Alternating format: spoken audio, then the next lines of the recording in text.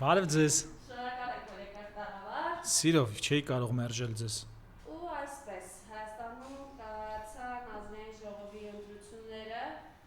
խայտարակ ընտրախախտումների Ահա որ։ արտահայտelse եղավ։ Սենց այս ոճի ընտրախախտումներ չի, եղել են ընտրախախտումներ, բայց այս ոճը նոր է։ Օրինակ ինչպես է արտահայտվել, ինչպիսի ընտրախախտումների մենք ակնկալում Ձերբակալությունները, օրինակ այս մասշտաբի ձերբակալություններ ընդդիմադիր գործիչների, օրինակ որ հակառակորդը կալանքի մեջից մասնակցի ընտրություններին, օրինակ որ մյուս ուժին, որին հիմա փորձում են չանցկացնել ազգային ժողով, Բարգավաճ Հայաստան կուսակցության դաշնակցին, Մայր Հայաստան կուսակցության ղեկավար Անդրանիկ Թևանյանին 2 շաբաթ առաջ մեկուսացրել են ընտրություններից, որպեսզի հենց այս իրավիճակը ստեղծեն, որովհետև նրանք շատ լավ գիտեն, որ Անդրանիկ Թևանյանը ամենամեծ կազմակերպչական ջիղ ունեցողներից է դիմադրության այս բազայի մեջ, ու դրա համար մեկուսացրեցին գլխին գործ սարքելով, ու հիմա մարդը ապօրինի նստած է։ Այս մասշտաբի ընտրակեղծարարությունները կարելի է համեմատել առաջին ընտրակեղծարարությունների հետ, որոնք եղել են Հայաստանի 3-րդ հանրապետությունում 95-96 թվականներին։ Այն ժամանակ ճիշտ է լցոնումներով էին անում, հիմա լցոնումներ հնարավոր չեն, բայց տրամաբանությունը նույնն է, այն ժամանակ էլ Վազգեն Սարգսյանը ասաց 100% էլ ձայն հավաքեք, միևնույն է, չենք փոխանցելու իշխանությունը։ Հիմա էլ նույն բանն է, հա, ասենք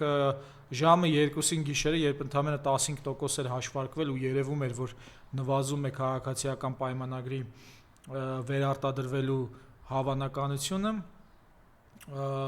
ընտրակեղծարար ռասիստը, որը նաև դավաճան է, դուրս եկավ եւ ինքն իրեն հռչակեց հաղթած, որը սահմանադրության տապալում է։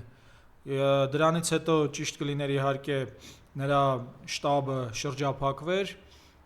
ոչ միայն իրավապահներով, այլև ընտրողներով, որտեղ նա գողացավ, փաստացի նա գողացավ մերքվեն։ Նրան չէին ընտրել, բայց նա ինքն իրեն հռչակեց հաղթած։ Եվ էական չի, թե քանի հոգի Եվրոպայից, քանի հոգի էս մեր սիրելի գերության մեջ ընկած բլոգերներից կաջակցեն ընտրակեղծարարին։ Միշտ էլ ընտրակեղծարարին աջակցում են, որտեղ ընտրակեղծարարը բռի է, ահաբեկիչ եւ բոլորին վախի մեջ է պահում, այդ վախից էլ նրան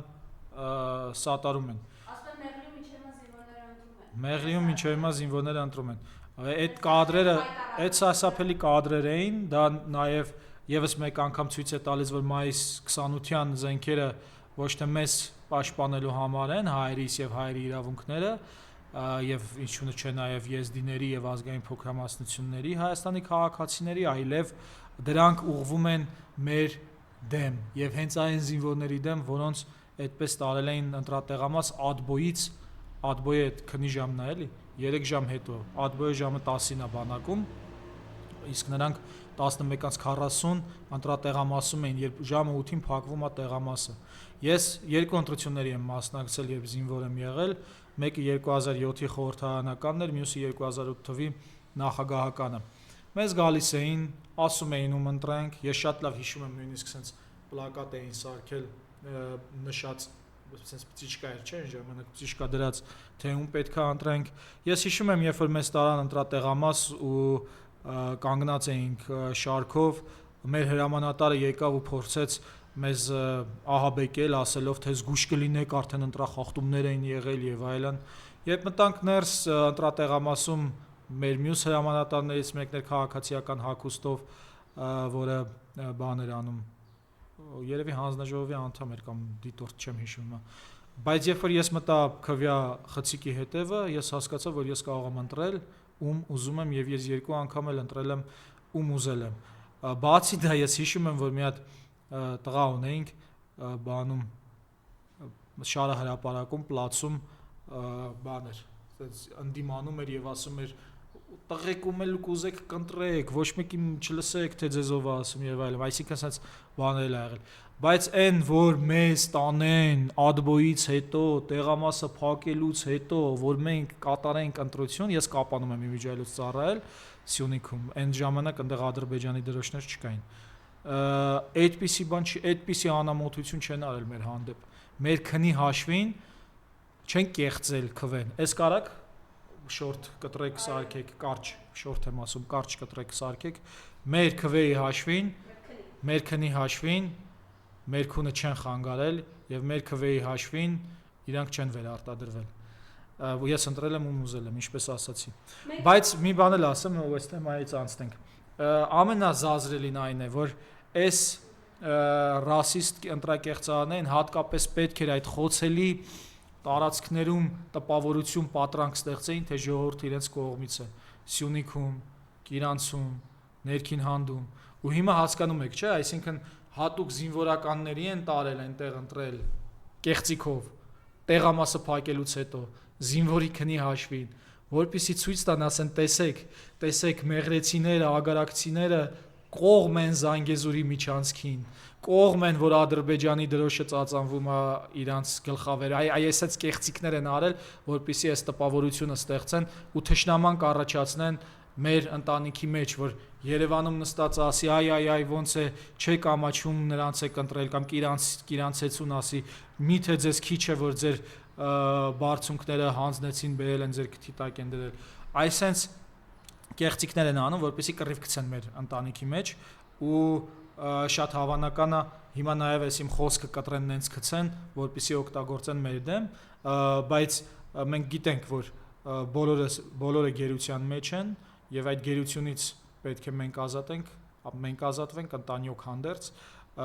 ու շարունակենք մեր զարգացումը եւ ներդրումը այս երկրի համար։ Հիշեցնում եմ, մեղրեցիները, սյունեցիները սրանց չեն ընտրել, սրանք կեղծել են ընտրությունները եւ այդ կեղծիքները մեր աչքի առաջ են։ Երեք մենք ականատես եղանք, որ ԲՀԿ վերահաշվարկ էր անցկացնում եւ 4 ընտրատեղամասում նախնական Հարուձայն արդեն այո։ Խնդրեմ ես հայտարարության հետ կապված, իհարկե դուք էլ եք գրառում արել, որ իրականում հենց նպատակային էր, որ ԲՀԿ-ին փորձում են այսպես դուրս թողնել ընտրապայքարից, խորհրդարան անցնելու, դրա ցուցիչն է նաև մինչ այդ Անդրանիկ Թևանյանի կալանավորումը, դրա ցուցիչն է նաև Նիկոլ Փաշինյանի հապշտապ ասուլիս անցկացնելն ու հապշտապ ասուլիս անցկացնելուց հետո այնտեղ մի հատ գրառում եմ, այո, որ ԲՀԿ-ի ձայները սկսել են նվազել։ Երբ որ ասուլիսը արեց, անմիջապես ինձ համար պարզ էր, որ ընտրությունները կեղծվում են հիմա, որովհետև հաշվարկը դադարեցվել էր, կենտրոնական ընտրական հանձնաժողովի կայքը չէր աշխատում, ընտրակեղծարարը սահմանադրությունը տապալելով իրեն հռչակեց վոժդ Թուրքիայի ներկայացուցիչ Հայաստանում եւ փաստորեն դրանից հետո սկսվեց ԲՀԿ-ի ձայների այտենց դուրս բերումը։ Ընդ որում ես ձեզ ասեմ, ես կասկած չունեմ, որ հավաքական դիմադրությունն է հաղթել եւ կեղծել են հավաքական դիմադրության հաղթանակը, ոչ միայն ԲՀԿ-ի։ Հիմա այն բազարի ձևով են, որ սենց բանա, չէ, ավտոն վաճառելուց, ասենք, չգիտեմ, $1000-անոց ավտոն $2000 են դնում, հետո կամաց փորձում են նվազեցնել, որպեսզի գնորդին բան անեն, համակերպեցնեն ընկնի հետ, որ համակերպվի, հա, ասի դե հա 2000-ից չասեն, ասենք $1500, բայց իրականում $1000 էլի, բայց գնորդը առնի։ Հիմա նույնն է այս ընտրություններում է։ ԲՀԿ-ի հետ են այսպես վարվում, որ մենք հաշտվենք, որ հավաքական դիմադրության հաղթանակը կեղծել են։ Բայց բացի այդ, արդեն լուրեր են տարածվում, որ սրանք այս դավաճանները ԲՀԿ-ի հետ գործարքի են փորձում գնալ, որ եթե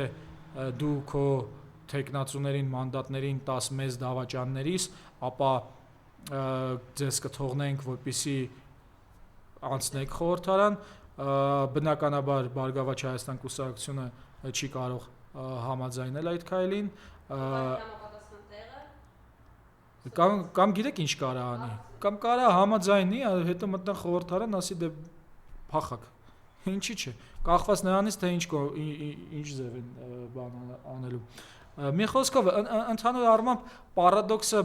այն է, որ դավաճանները Հայաստանում ընտրություններ են անցկացրել, այսինքն Արցախը հանձնած, մեր զինվորների արյունը անարգած, խիչ է զոհվել արա կուսակցությունը, այո, այս կուսակցությունը խիչ է զոհվել արա կուսակցությունն է եւ բոլոր նրանք, ովքեր որ չեն բախտը չի վիճակվել այս կուսակցությունում զոհվել հայրենիքի պաշտպանության եւ Արցախի ազատագրման համար, այդ պատվին գուցե արժանանան, բայց ես կարծում եմ, որ Արցախը մենք 0 զոհերով ենք հետ բերելու, միայն պետք է այս դավաճանական իշխանություններից ազատագրվենք։ Բայց այնուամենայնիվ խիչ է զոհվել Արայի կուսակցության անդամները, գուցե եւ արժանանան մի օր այն պատվին, ինչպես օրինակ Քաջազնունու տղաներն էին արժանանում, Դաշնակցության տղաներն էին արժանանում հայրենիքի համար զոհվելու եւ մեզ երկիր կտակելու պատվին։ Սենց այսքանը էլի ասելիք կա։ Տեսեք նաեւ այս ընտրակերտարարության այս ամեն ինչի ֆոնին շտապեցին, հա, շնորհավորել Նիկոլ Փաշինյանին, կարծում Թուրքիայի, Եվրոպայի, նախ Վրաստանի շնորհավորանքը լրիվ աբսուրդ էր, սա կարա մեզ լիքը կասկածների տեղիք տա, սկսած նրանից, որ Ջիլիզան իսկապես սա հանձնում է, Ջիլիզա գյուղը Վրաստանի, գիտեք, սովետից հետո գյուղի մի մասը մնացել է Վրաստանում, մի մասը այստեղ, ու փաստորեն այդ շուտ շնորհավորելը, հələ որ Զուրաբիշվիլին նախկին նախագահը շնորհավորում է, լավ գիտենք, եվրոկեղծարար է, հա, բայց երբ որ հետո շնորհավորում է նաև վարչապետը, սա շատ արդեն տարօրինակ է, որովհետև փաստորեն նրանք շնորհավորում են այն պահին, երբ որ մի տոկոսն էր մշակվել երևի արդյունքների, հա, ու դեռ ամբողջ հաշվարկը դեռ արժևում էր։ Սա բաները, որ պետք է Վրաստանը պատասխանի, թե ինչի է տենց շուտ շնորհավորել, բայց բնականաբար այդ ռեսուրսը չունենք, որ հիմա նրանց պատասխանին բերենք, կունենանք, երբ որ ժամանակը կգա, ամեն դեպքում դրանից հետո, երբ որ արդեն Եվրոպան է շնորհավորում, աչքը փակելով այդ ողջ ընտրակեղծարարության, իդեպ ԵԱՀԿ-ի զեկույցում ընտրակեղծարարությունների մասին բազմաթիվ նշումներ կան, թե սահաբեկումները, ձերբակալությունները, վարչական ռեսուրսի գործածումը։ Գիտեք, ամենակարևոր բաներից մեկը դիտորդների առաքելության գործունեությունը սահմանափակելը, որը արեցին Արթուր Սաքունցի կազմակերպությունով ընտրություններից առաջ։ Հիշում եք, սահմանափակեցին հնարավորությունները դիտորդների, եւ դա նրա համար էր, որ հենց այսօր այս ընտրատեղամասերում կարողանան կեղծել ընտրությունները, որպեսզի, ասենք, ընտրակեղծարարը չունենա։ Դուք տեսել եք այն վիդեոն սոտքում, որ զինվորներին բերում են ժամը 8-ից հետո ընտրելու, եւ ամենայն հավանականությամբ կամ վստահված անձը, չէ, կամ հանձնաժողովի անդամը չի թողնում։ Հա, հիմա պատկերացրեք, որ այդպիսի դեպքեր տեղի են ունեցել բազմաթիվ տեղամասերում եւ անձից է կախված եղել ընտրակեղծարարությունը կխոչընդոտվի, թե ոչ, կկասեցվի, թե ոչ։ Հիմա մենք կարող գիտենք, չէ՞, որ լիքը տեղերը այս ահաբեկումներից հետո հատկապես մարդկանց ծեծելու, բռնելու, դրանից հետո լիքը մարդ վախեցած է, նորմալ է, վախ ունի։ Եվ եթե օրինակ այնտեղ լիներ դիտորդներ, այդ դիտորդների գործունեության շրջանակներում կկանխվեին կեղծիքներ։ Հիմա իրենց պետք է դիտորդներին հեռացնել, որ կեղծիքներ անեն։ Այնպես որ ես շնորհավորում եմ մեր ազգին այն կապակցությամբ, որ չլեգիտիմացվեց Արցախի հանձնումը, Տավուշի հանձնումը 150,000 մարդու էթնիկ զտումը։ Ադրբեջանի ԱԳ նախկին նախարարը Թովֆիկ Զուլֆուգարն էլ է շնորհավորել։ Դե հա, կշնորհավորի, բան ինչ կան։ Ադրբեջանցի ժողովրդի։ Դե կշնորհավորի, իհարկե, ասեք, Պատկերացրեք պատկերացրեք Նիկոլ Փաշինյանը հաղթեր Նիկոլ Փաշինյան տեսակը հաղթեր Ադրբեջանում, բա կշնորհավորեինք իրար, բա ինչ կանենք։ Բա հեսա պատրաստվում է Տիգրանաշեն հանձնի, բա հեսա պատրաստվում է ադրբեջանցիներին բերի Հայաստան։ Ինչ այլոց են Եվրո կեղծարարները, որ այդ ադրբեջանցիների բերելու թեման անընդհատ վարկաբեկում էին։ Հիմա նորից շարունակելու են տենց հանգիստ իրանք, հա, գործել, հա, տենց նորմալ է, հա, օրինակ FIPM-ի կամ Գայանե Աբրահամյանը, ոնց որ Արցախը հանձնեցիք տենց նորմալ, հիմա էլ երբ որ արդեն սկսվի այս նորմալ է, հա, տենց հանգիստ եք, հա։ Ամեն դեպքում չընկճվեք, որովհետև չի լեգիտիմացվել Արցախի հանձնումը, չի լեգիտիմացվել 150,000 մարդու էթնիկ զտումը, չի լեգիտիմացվել կրոնական կազմակերպության, այս դեպքում Հայ առաքելական եկեղեցու դեմ հարձակումները, նրանք չեն ստացել մեծամասնության ձայները եւ միայն այս սահմանադրությունն է, որ հնարավորություն է տալիս, որ նույնիսկ եթե 50-ից ավել ձայն չես հավաքել, բայց կառավարություն կազմես եւ նրանք կեղծել են ընտրությունները եւ նրանք միշտ մնալու են այս կեղծիքի տակ ու մենք շարունակում ենք մեր պայքարը լիքը գործ կանելու։ Պատկերացնեք, այսինքն այս վախի, այս ահաբեկչությունների, այս հարությունների, այս ամեն ինչի ֆոնին մարդիկ գնացին ընտրության, կատարեցին իրենց արտահայտությունը եւ այո 50 90% այդ ավել մարդ դեմ է քվեարկել։ Գաղտնի ցուցակները մոռացա ասել։ Հիմա էս էլ եթե կարելի է, հա, կկտրեք շորտ կսարքեք։ Հիմա ընկերներ, ժամանակը չի դեռևս խոսելու մանդատ վերցնել չվերցնելու մասին։ Ընտրակեղծիք է իրականացվել գաղտնի ցուցակով 18000 հոգանոց գաղտնի ցուցակ։ Պատկերացնեք 18000 մարդ, մենք չգիտենք ովքեր են, մենք չգիտենք արդյոք Հայաստանի քաղաքացի են, քաղաքացի չեն, 18000 հոգի տարել են ընտրության, որ չգիտենք ում ձայն տա եւ կապ չունի ում ա ձայն տվել, կապ չունի Հայաստան Դաշինքին, ուժեղ Հայաստանին, թե ասենք դոկին ա ձայն տվել, թե քաղաքացիական պայմանագրին։ Այն որ գաղտնի ցուցակներ են եղել, սա արդեն ընտրակեղծարարություն է։ Սա արդեն նշանակում է, որ ոչ թե մենք ենք ընտրում, այլ ինչ որ գաղտնի մարդիկ են ընտրում։ Եվ սա եթե հիմա չկասեցնեն ընդդիմադիրները, կներեք ընդդիմադիրները չէ, դիմադրության գործիչները, Թուրքիայի դեմ դիմադրության գործիչները, մեծ խնդրեմ է լինելու, որովհետև մենք այլևս ընտրություններին չենք ընտրելու, այլ ընտրելու են գաղտնի ցուցակները։ Եթե հիմա 18000-ն է ընտրել գաղտնի,